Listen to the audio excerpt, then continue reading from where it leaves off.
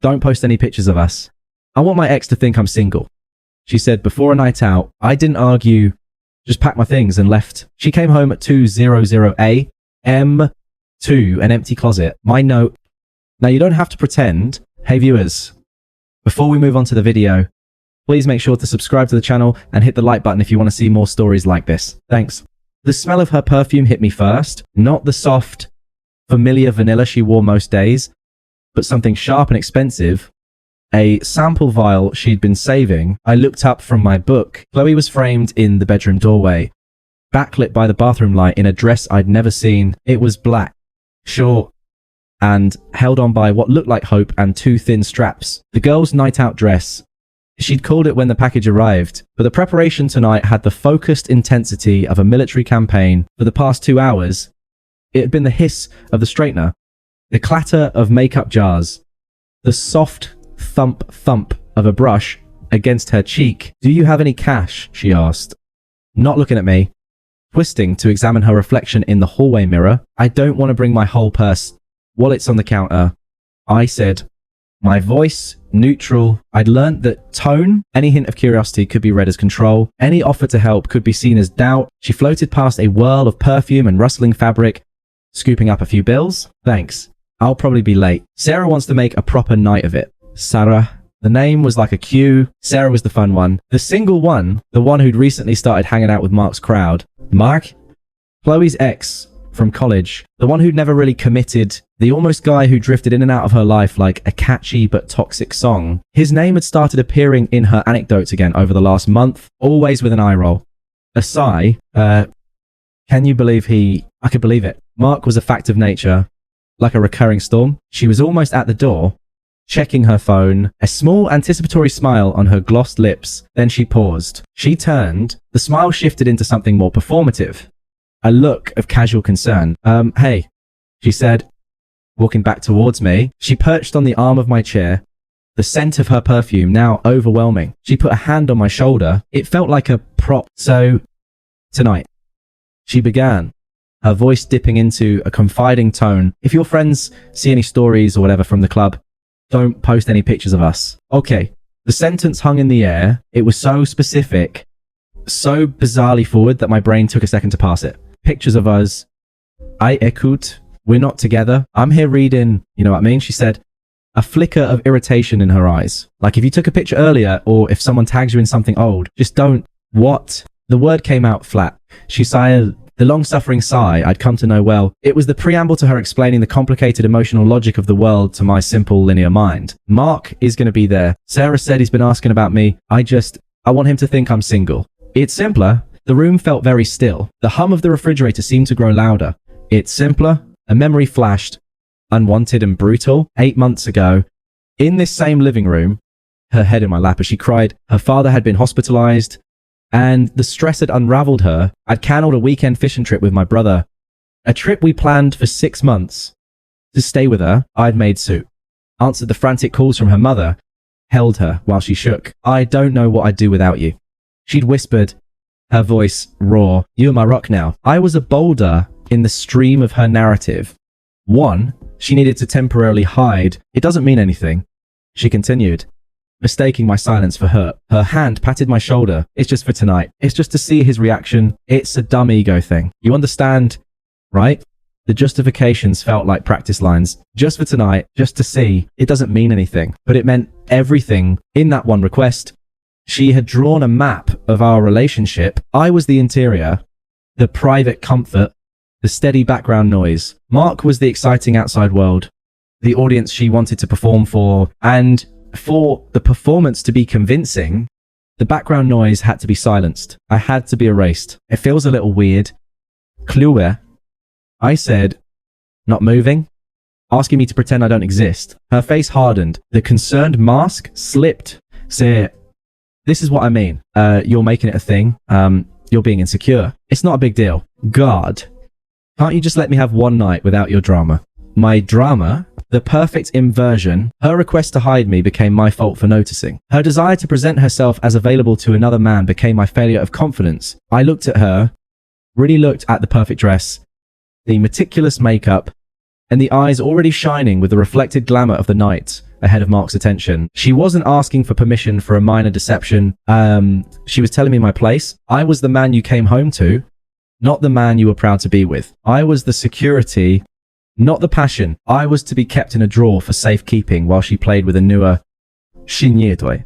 And in that clear, cold moment of understanding, a strange peace settled over me. The confusion, the slow, burning anxiety of the past few weeks, it all evaporated. The path forward wasn't a tangled knot of conversations and couples therapy and trying to prove my worth. It was simple. It was a single straight line. She saw the change in my expression. She mistook the dying of the light in my eyes for surrender. She leaned in and gave me a quick, dry peck on the lips. It'll be fine. I'll be home by 2. Love you. She stood up, smoothed her dress, and grabbed her tiny clutch. She didn't wait for a response. The door clicked shut behind her with finality. The apartment was silent, heavy with the ghost of her perfume and the weight of her words. I sat there for a full 5 minutes, listening to the empty hum of the building. Then I closed my book, set it neatly on the side table, and stood up. Okay?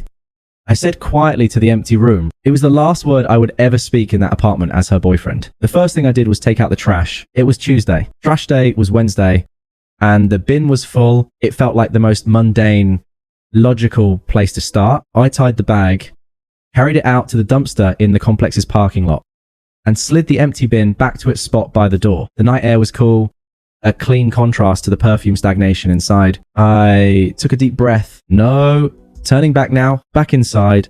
I didn't rage clean or storm through rooms. I moved with a quiet surgical focus. I went to the hall closet and pulled out my 2 large suitcases and a set of moving boxes I'd never bothered to throw away after moving in with her 18 months ago. Foresight.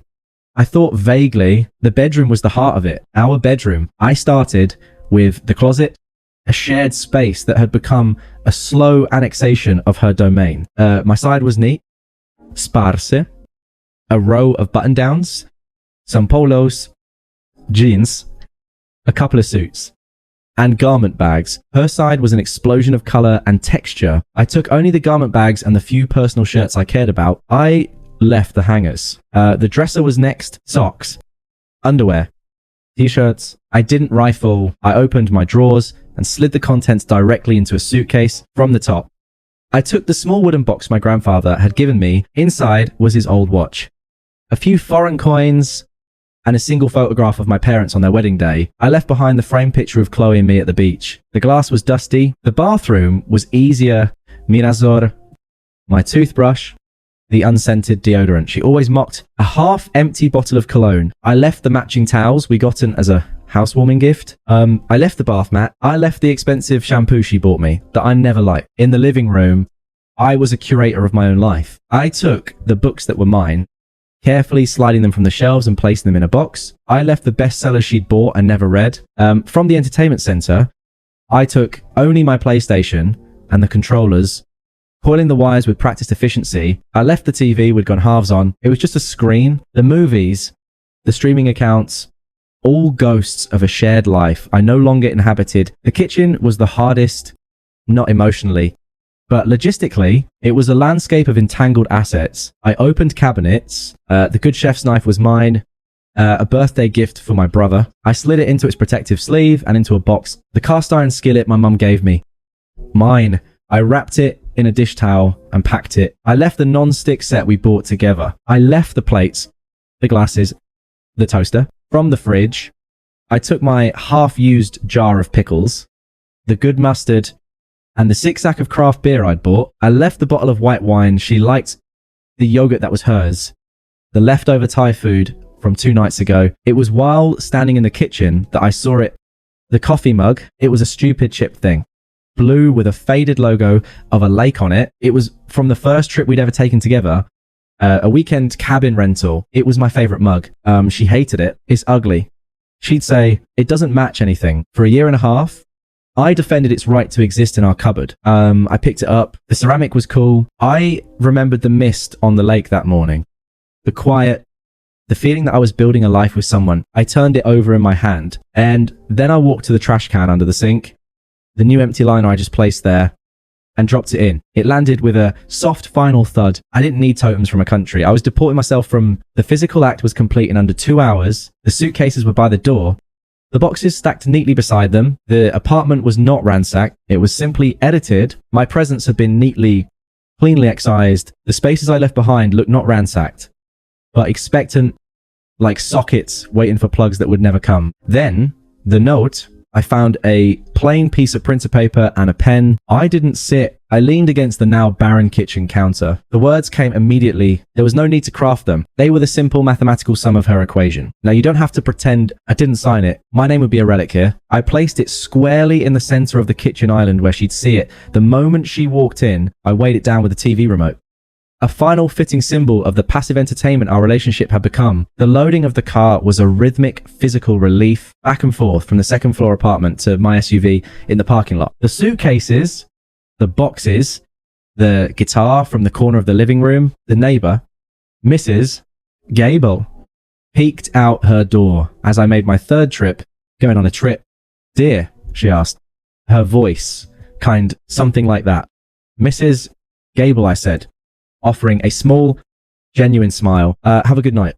The last box fit snugly in the trunk. I closed it. I stood for a moment, looking up at the apartment window. The light was on in the living room, a warm, inviting glow that now felt like a diorama of a past life. I felt nothing. No sadness. No anger. No triumphant vengeance. Just a vast, empty calm. I got in the car, started the engine, and pulled out of the parking spot. I didn't look in the rearview mirror. At the first red light, I opened the settings on my phone. I turned off location sharing for Chloe. Then I turned the phone to silent and tossed it into the passenger seat footwell. I drove to the hotel I'd booked on the way over.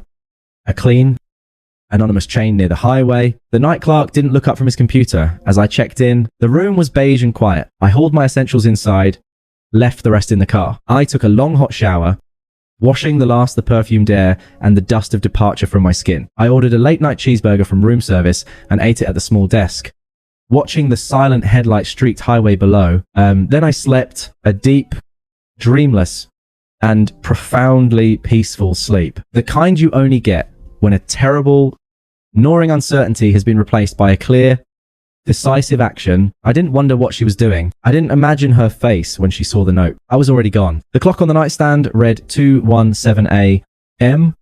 When my eyes opened once briefly, some distant part of my brain, the part still wired to old patterns, noted the time. She's just getting home. A faint, almost imperceptible curl touched the edge of my mouth. Then I rolled over, buried my face in the stiff hotel pillow, and sank back into the silent, welcoming dark. The first vibration was a soft, persistent buzz against the hotel room's wooden nightstand. 2:41 a.m. A pale blue light pulsed from the screen of my silenced phone, casting ghostly shadows. Chloe. It danced, then went dark. 10 seconds later, it began again and again. I watched it from the bed, propped on one elbow. I didn't reach for it. Each buzz was a pebble dropped into the deep, still well of my calm, creating only the faintest, most distant ripple before disappearing. I counted 7 calls in 12 minutes. Then a pause. The text began. The notifications stacked silently. 2:53 a.m. Babe.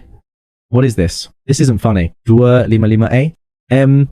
Where are you? Call me. 2:58 a.m. Okay. You're overreacting. It was one night. 3:07 a.m. Are you seriously doing this? Over a misunderstanding, I'm freaking out. 3:15 a.m. Please. The closet is empty. Your things are gone. What did you do? 3:22 a.m. This is cruel. Just talk to me. The language was fascinating. Overreacting. Misunderstanding. Cruel. The blame was already being drafted. The narrative of her victimhood taking shape. There was no, I'm sorry. No. What I said was terrible. Just a demand that I correct my disproportionate response to her simple request. I got up, made a cup of terrible in-room coffee, and watched the dawn break over the highway. The phone eventually went still. The silence felt like a physical space I could inhabit. I knew the gossip mill would be churning. I had one person to check in with, Ben, my oldest friend, who had never quite hidden his dislike for Chloe's drama. I sent a single text. Me. 8:17 a.m. Left Chloe last night. I'm fine. Laying low. You'll probably hear some versions. His reply was instant. Ben, Hoy, the group chat is already on fire. Sarah's been texting everyone. You need to run down me. Only if it's funny. Ben, it's a tragedy for her. And then he called, I put him on speaker listening while I unpacked a box of books. Okay. Ben said, his voice, a mix of concern and gleeful scandal. So Sarah is in full damage control mode, which means she's blaming you to anyone who will listen. But the story is leaking out. According to my source, Maya, who was there but hates Sarah. Here's what went down. He took a theatrical breath. Clue gets to the club. Mission accomplished. Mark is there. She does the whole accidental run-in. He's all over her. Buying drinks. Laughing too loud. The whole routine. She's playing the part perfectly. Single. Carefree. A prize back on the market. I line my books on the hotel desk. Not saying a word. So, they're dancing. Ben continued. It's getting handsy. Sarah, being the world's worst wingwoman, decides this is the moment. She slurs into Mark's ear, probably to make Chloe look more desirable. Aren't you worried? Her boyfriend will be pissed. I could see it. The music thumping, the colored lights, Mark's smug smile freezing on his face. Mark pulls back. Ben said, and I could hear the grin in his voice. He looks at Chloe and he says, Maya swears, this is verbatim. You have a boyfriend here. And Chloe, flustered, tries to do the complicated thing, but Mark just laughs. This cold, nasty little laugh. He says, that's messy. I don't do messy. And then, and this is the beautiful part, he literally turns around, spots another girl at the bar, and walks away, left her standing alone in the middle of the dance floor. The karma was so precise, it felt poetic. She had wanted to present as single to lure him in. The moment she was revealed as not single, as attached, as complicated, she became worthless to him. He didn't want her. He wanted the easy, ego-boosting conquest of a single woman. The very pretense she'd asked me to enable was the thing that made her disposable to him. She lost it. Apparently, Ben finished. Pride made a scene. Sarah had to drag her out. The whole friend group saw it. Now, the story isn't. Chloe's boyfriend abandoned her. It's Chloe. Tried to make Mark jealous and got dumped twice in one night. People are calling her the double dump in the group chat. I said, my voice flat. That's what you've got. Huh? Ben asked. Incredulous. It's the logical outcome. I said, she wanted a game. She found a player. He changed the rules. There was a pause. Who are you? And what have you done with my emotionally messy friend? Ben said. But he sounded relieved. I'm the guy not in the group chat.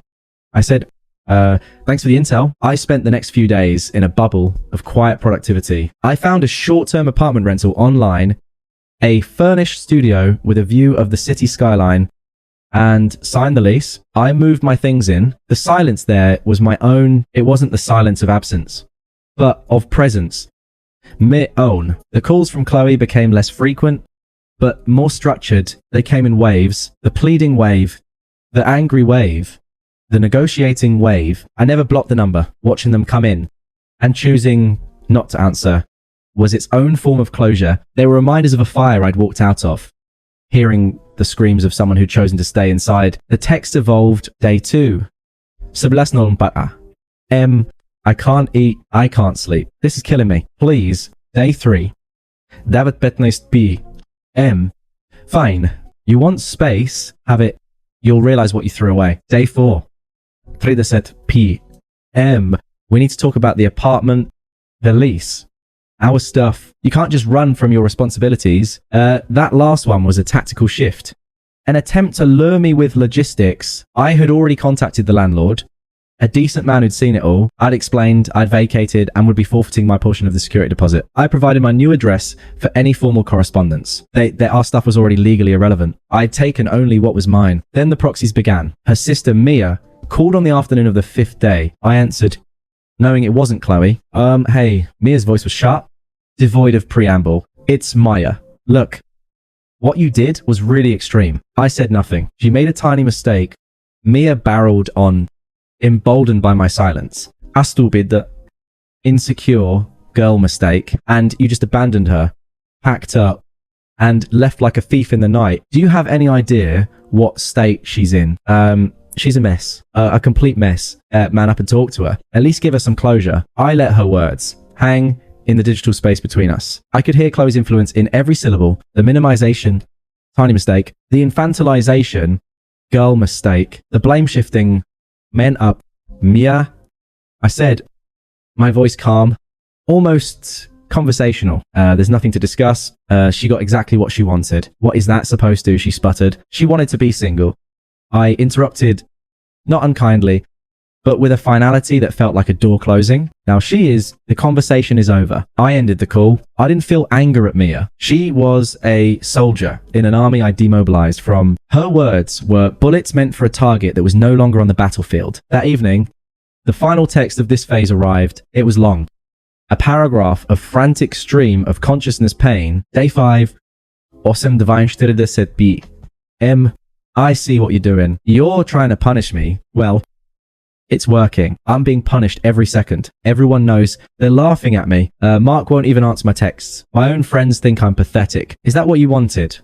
To destroy me. I loved you. I love you. And you just walked away like I was nothing. I said, Olalai, were you just waiting for an excuse to leave? I read it once. The hypocrisy was breathtaking. You walked away like I was nothing. The projection was perfect. She had reduced me to nothing. A non-postable secret. A background character. And was now shattered that I had accepted the role and left the stage. I didn't respond. There was no answer to give that she would hear. Any response would be fuel. My silence was the only language left that we both understood. It was the sound of her facing the empty, echoing consequences of her own choices. Completely and utterly alone. I put the phone down and walked to the window of my new apartment. The city lights were coming on. 1,000 points of independent brightness. I didn't see her reflection in the glass. I only saw the calm, wide open space of the future stretching out, quiet. And mine, the text trickled to a stop. The call ceased for 3 weeks. There was only the quiet hum of my new life. I started going to a different gym in the mornings. I reconnected with a few old friends, the ones who had gently faded during the Chloe era. I cooked meals for one and didn't have to consider if they were impressive or Instagram worthy. The peace was not an absence of sound, but a presence of self. It was solid. I knew the encounter was inevitable. Our city wasn't that big, and I'd kept my routines, just in different zip codes. I figured she'd try the old coffee shop, the one near her apartment where we used to go every Saturday. I'd stopped going there. My new place had a perfectly good cafe 2 blocks away with bitter espresso and baristas who didn't know my name. It was my spot. Now, but I'd underestimated her desperation, or perhaps her research skills. She found the new spot. It was a Tuesday morning, overcast. I was at a small table by the window, laptop open, working through a proposal for a freelance project that excited me in a way my old job never had. I was deep in flow. The world narrowed to the screen and the taste of coffee. The scent hit me first. That same sharp, expensive perfume from that night. It cut through the earthy aroma of roasted beans like a knife. I didn't look up. I kept typing, finishing a sentence. Ryan. Her voice was a strained whisper, scratchy from crying or lack of sleep. I finished my sentence, saved the document, and slowly closed the laptop lid. Then I looked up. Chloe looked diminished. The meticulous, polished aura was gone. Her hair was pulled into a messy bun, strands escaping. She wore leggings and an oversized sweatshirt that might have been mine once. Her eyes were hollow, with dark smudges beneath them. She was holding a disposable coffee cup like it was a lifeline. Can I sit? She asked, her voice trembling. I gestured to the empty chair opposite me, a public courtesy. She slid into it, her movements fragile. Please. She began, the word bursting out of her. We need to talk.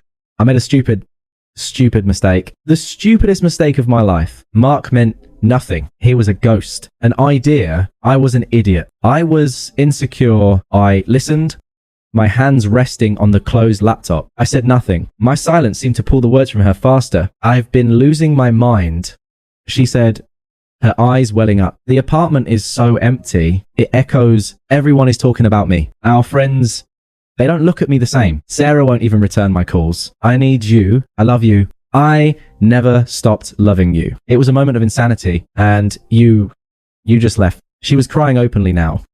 Quiet tears tracing paths through makeup she hadn't bothered to apply well. She reached a hand across the table, stopping short of touching mine. We had a life. We had plans. You can't throw it all away because of one awful thing I said. People fight. They hurt each other and they fix it. I finally moved, leaning back in my chair, breaking the intensity of her gaze. I looked out the window at the grey street, then back at her. My calm felt like a pane of glass between us. Are you just going to sit there? She whispered, a hint of the old frustration bleeding through the tears. After everything we had, You're really this cruel. I said I was sorry. What more do you want me to do? Gravel.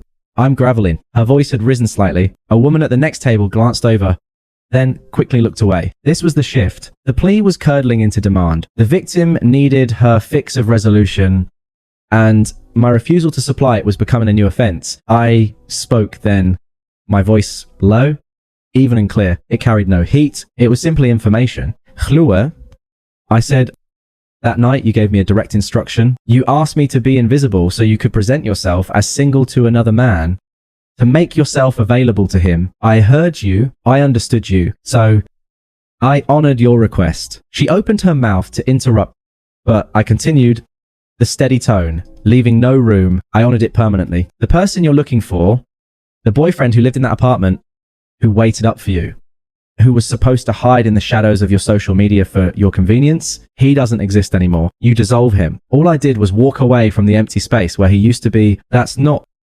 She stammered, air face pale. I didn't want you to leave. You just wanted a specific outcome. I finished for her. You wanted your stable relationship and the thrill of the chase. You wanted my loyalty and his attention. You wanted to have both. And for me to be complicit in the fiction, you asked for the impossible. So you got the inevitable. She stared at me, her tears drying into sharp, salty tracks. The script was broken. I wasn't yelling. I wasn't crying. I wasn't accusing. I was explaining like a teacher reviewing a failed experiment. It doesn't matter what you meant. Clue. It only ever matters what you do. And because of what you did, I have absolutely nothing to say to you. Nothing. The word was a choked gasp for years. And you have nothing to say. Correct. I said, nodding slightly, the conversation is over. It was over the moment you left that apartment. Please don't contact me again. I've moved on. Bitter, broken laugh escaped her. To what? To this? She gestured vaguely at the cafe, at my laptop, at my plain sweater. You're alone in some new neighborhood doing freelance work. This is moving on. This is just running away and calling it progress. I didn't rise to it. I actually smiled. A small, faint thing that held no warmth for her. It was a smile for my own private realization. My piece isn't a performance for you to rate. Clue, you don't get to define my progress anymore. You're a spectator now. And frankly, you're not even that. I picked up my laptop and stood. I have a meeting. This is my cafe. Don't come here again. The finality of it, the utter banality of the reason I have a meeting, struck her dumb. She was braced for an epic clash, for hurled pain, for a dramatic final scene. She was met with a polite dismissal, as if she were a salesperson who'd called at a bad time. As I turned to go, she found one last surge of venom, the true colors breaking through the devastated facade. You're a coward, she hissed, her voice low and tight. You always were. You couldn't handle a real complicated relationship. You just shut down and run. You'll die alone and safe, and it will be so boring. I paused, looking down at her. There was no anger in me, only a profound, almost pitying clarity. You confuse drama for depth, Chloe, and you mistake safety for boredom. The life I'm building isn't for you to witness or approve of. It's simply mine. Goodbye. I didn't wait for a response. I walked to the counter, nodded to the barista, and pushed out onto the street. The overcast sky had broken, and a single brilliant shaft of sunlight fell across the wet pavement. I turned left towards the park, not towards my apartment. I needed the air. My phone in my pocket buzzed once. I didn't check it. It didn't matter. The hook was gone. The weight was gone. Her perfume was already dissipating from my senses, replaced by the clean, rain-washed scent of the city. I thought of the empty closet, the note on the counter, the hotel room darkness. I thought of the chip blue mug in the trash. I thought of the quiet in my new apartment, the silence that belonged only to me. A line from a book I'd been reading floated into my mind. The opposite of love is not hate.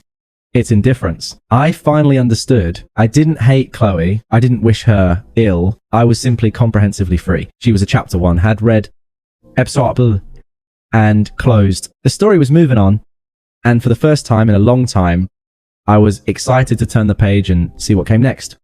All on my own. The sun felt warm on my face. I kept walking, and I didn't look back. Thanks for watching. Make sure to subscribe to the channel and hit the like button. What do you think about this story? Share it in the comments.